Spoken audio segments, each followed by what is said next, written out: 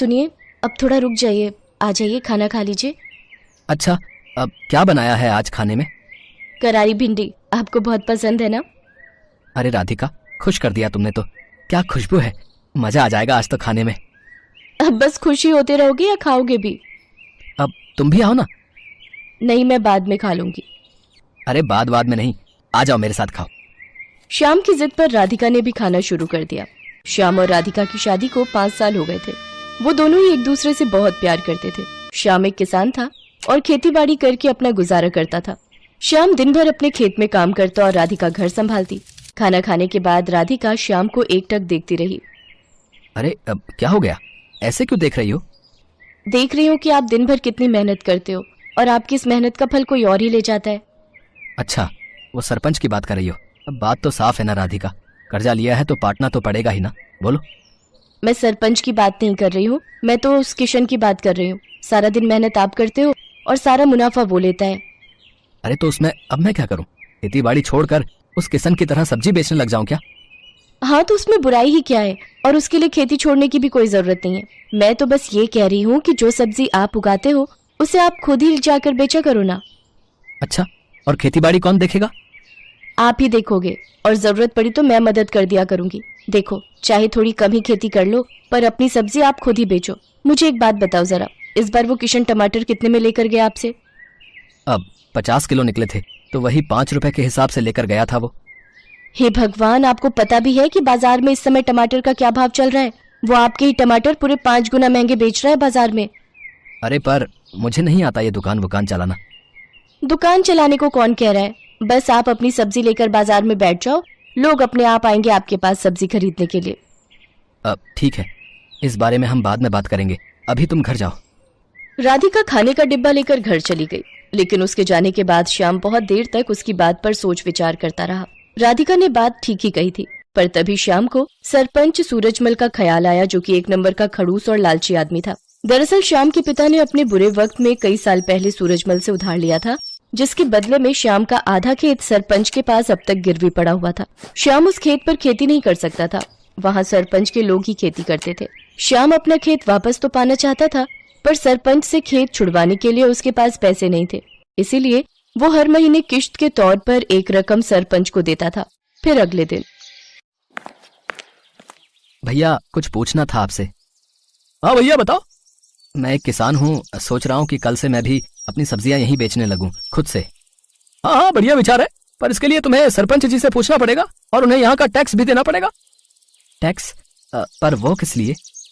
अरे ये जो तुम पूरा चबूतरा देख रहे हो ना, जिस पर सब लोग सामान बेच रहे हैं, असल में ये सरपंच के खेत पर बना हुआ है और ये चबूतरा भी उसी ने बनवाया है। हमारी मजबूरी है, इसीलिए हम सबको यहीं बैठना पड़ता है। रोज के 50 रुपए देने पड़ते हैं उस सरपंच को, और अगर ये पैसे नहीं दिए तो उसके लठैत आकर मारपीट पर उतारू हो जाते हैं। अरे ये तो बड़ी नाइंसाफी है भैया। है तो सही, पर क्या कर सकते हैं, अब जो है मैंने तुम्हें बता दिया। श्याम मुरझाया हुआ चेहरा लेकर अपने घर चला आया। उसने राधिका को सारी बात बता दी। राधिका ने कुछ देर अपना दिमाग लड़ाया और फिर, सुनो, मेरे पास एक तरीका है। अब क्या? बोलो तो। हमारे गांव के सबसे नजदीक का गांव है बिशनपुरा। आप वहां जाकर भी तो अपनी सब्जियां बेच सकते हो। वहां ये सब चक्कर नहीं है। मेरी एक सहेली रहती है वहाँ, उसका पति गोलगप्पे का ठेला लगाता है, उसे तो कोई टैक्स नहीं देना पड़ता। अच्छा, अगर ऐसा है तब तो ये सही रहेगा, लेकिन एक समस्या है, बिशनपुरा तक जाने के लिए कोई सड़क नहीं है, तो मैं रोज वहाँ जाऊंगा कैसे? सड़क नहीं है पर नदी तो है ना। देखो, जिस जिस नदी के किनारे हमारे गांव बसा है, बिशनपुरा भी तो उसी नदी के दूसरे छोर पर बसा है। अब बस आपको एक नाव बनानी पड़ेगी वहाँ तक जाने के लिए, उसे चलाने में भी कोई खर्चा नहीं। श्याम को राधिका की बात भा गई। अगले ही दिन श्याम ने अपनी जमा पूंजी से मोटी रकम खर्च कर गांव के बढ़ई से एक बढ़िया नाव बनवा ली और फिर वो उस नाव को नदी में लेकर गया। उस दिन राधिका और श्याम बहुत देर तक नाव में नदी की सैर करते रहे। श्याम नाव चलाकर उसे बिशनपुरा तक घुमा लाया। राधिका ने देखा कि वहाँ राशन वगैरह की दुकानें तो थी, पर सब्जी की दुकानें बहुत ही कम थी, और ये देखकर श्याम और राधिका की अच्छी कमाई की उम्मीद और बढ़ गई। अगले दिन से ही श्याम अपनी नाव से सब्जियां लेकर बिशनपुरा जाने लगा। वो वहाँ जाता और सब्जी बेचता। बिशनपुरा के लोगों को भी उसकी सब्जियां पसंद आई, क्योंकि सीधे खेत से लाने की वजह से वो सब्जियां बहुत ताजी रहती थी। साथ ही श्याम सब्जियों के वाजिब दाम ही लेता था। तो इस तरह राधिका और श्याम के दिन बहुरने लगे। फिर कुछ दिनों के बाद, राम राम सरपंच जी। आ गया तू श्यामू? जी मालिक। सुना है आजकल बड़े नोट छाप रहा है। कहाँ सरपंच जी? बस 2 पैसे बच जाते हैं। मालिक, ये इस महीने की किस्त है। मैं चलता हूँ, मुझे थोड़ी जल्दी है। अरे रुक तो सही, कहाँ की जल्दी है? वैसे दिमाग तो खूब लगाया तूने, टैक्स नहीं दिया। चल कोई बात नहीं, पर अपना उधार तो चुका भाई, जो तेरे बाप ने मुझसे लिया था। अब चुका तो रहा हूँ सरपंच जी, हर महीने किस्त देकर जाता तो हूँ आपको। देख, अब बहुत हुआ, या तो तू मेरे पूरे पैसे एक साथ लौटा, वरना अपना खेत मेरे नाम कर दे, समझा? पर सरपंच जी, परवर कुछ नहीं, 3 दिन का वक्त दिया है तुझे, जा जाकर पैसों का इंतजाम कर, वरना अपना खेत भूल जा, समझा? असल में सूरजमल श्याम से चिढ़ गया था। उसे इस बात से तकलीफ थी कि श्याम उसके बाजार में सब्जी क्यों नहीं बेच रहा है, इसीलिए अब वो उसे परेशान कर रहा था। उधर श्याम को जब कोई उपाय नहीं सूझा तो उसने तय कर लिया कि वो आधा गिरवी रखा खेत सरपंच के नाम ही कर देगा। अगले दिन बहुत भारी मन से श्याम सरपंच के पास पहुंचा। हाँ बता, फिर क्या सोचा तूने? सरपंच जी, इतनी बड़ी रकम तो मैं चुका नहीं पाऊंगा, आप मुझे ले चलिए कचहरी, मैं जमीन आपके नाम ही कर दूंगा। वैसे उधार निकाल कर उसमें से कुछ पैसे बचेंगे क्या? क्यों, बस उधार ही चुकाएगा क्या? मेरा ब्याज वो कौन देगा है? ठीक है सरपंच जी, मैं कल सुबह आ जाऊंगा आपके पास, चलेंगे फिर कचहरी। उस रात श्याम को एक पल के लिए नींद नहीं आई, क्योंकि उसका आधा खेत उसके हाथों से निकल रहा था और अपना खेत बचाने के लिए फिलहाल उसके पास कोई तरीका नहीं था। तभी आधी रात को उसे बादलों के बहुत तेज गरजने की आवाज सुनाई दी। कुछ ही देर में झमाझम बारिश होने लगी। बारिश बहुत तेज थी। पूरे 4 दिनों तक वो बारिश ऐसे ही होती रही और पूरा गांव बाढ़ में डूबने लगा। कचहरी जाना तो दूर, फिलहाल कोई अपने घर से बाहर तक नहीं जा पा रहा था। बाढ़ की वजह से लोगों को बहुत परेशानियां होने लगी।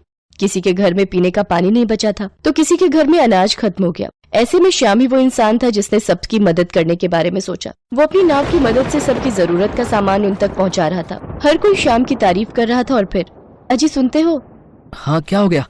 अरे आपने सुना क्या, सरपंच जी के घर की दीवार गिर गई है। बारिश का सारा पानी उनके घर में घुस गया है। शांता बता रही थी कि बाकी लोग तो सही समय पर निकल आए, लेकिन सरपंच जी अपने पोते के साथ घर के अंदर फंस गए हैं। अरे तो मुझे जाना चाहिए, फौरन जाना चाहिए। इतना कहकर श्याम ने तेजी से अपनी नाव चलाई। उसने जाकर देखा तो वाकई सरपंच अपने पोते को कंधे पर बिठाए पानी में डूबा खड़ा था। वो चिल्ला चिल्ला कर मदद मांग रहा था। बाढ़ का पानी उसके गले तक आ रहा था, लेकिन श्याम फौरन अपनी नाव लेकर सरपंच के नजदीक गया और सरपंच और उनके पोते को अपनी नाव पर बिठाकर बाहर निकाल लाया। पूरे 3 दिनों तक सरपंच और उसका पोता श्याम के घर की छत पर रहे। जब पानी का स्तर कुछ कम हुआ तो श्याम ने सरपंच से कहा, सरपंच जी, अब रास्ते खुल गए हैं तो कचहरी चलें। बस करो श्याम, मेरी आंखें खुल गई हैं भाई। मैंने तुम्हें और तुम्हारे बाबा को बहुत परेशान किया, पर फिर भी तुमने मेरी और मेरे पोते की जान बचाई। मुझे माफ कर दो।